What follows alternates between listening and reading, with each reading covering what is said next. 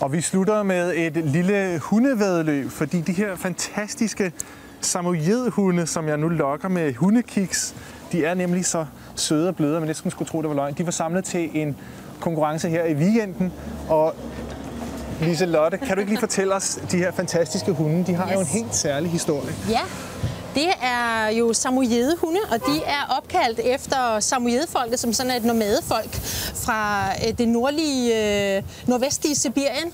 Og de her hunde har jo en fantastisk historie, som værende meget alsidige, både som trækhunde, men også som hyrdehunde for fritgående rensdyr, som de skulle passe på og også kunne vogte og gø i forhold til, at ulve kom for tæt på.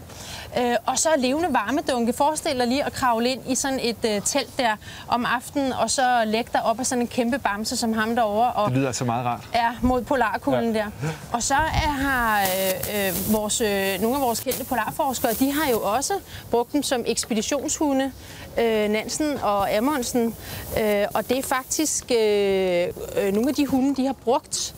Det er faktisk nogle af de hunde, de har brugt på deres ekspeditioner, som har været grundstammen til de samoyedehunde, vi kender i dag, i hvert fald her i Norden. Så som trækhund, som hyrdehund, som slædehund og som levende varmedunk i teltet i polarkulden. Og de var altså samlet til en lille konkurrence her i weekenden, og vi var med, og så kan I se nærmere, hvordan det gik her. Mød samoyedehunden Monty. Han trækker godt. Han er god til at sætte tempo. Dette er nok årets højdepunkt for Monty. I dag har vi Danmarksmesterskab for slædehundekørsel med samoyeder. Montys modstander, Lone Ottesen, og hendes ivrige og stærke samoyeder havde det bedste gennemløb dagen før og starter derfor først. Go! Her sætter Montys modstander i gang.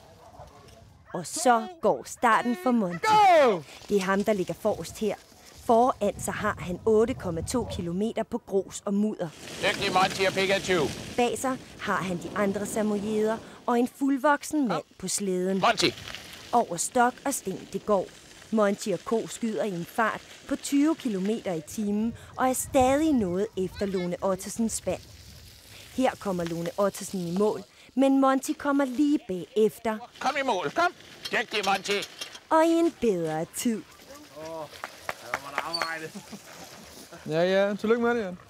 Godt nok er Monty forpustet og tørstig, men hans mor var en aktiv arbejdende slædehund frem til en alder af 12 år, og derfor forventes han ikke at gå på pension lige foreløbig.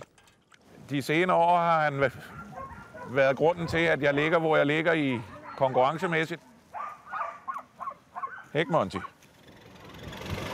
Ja.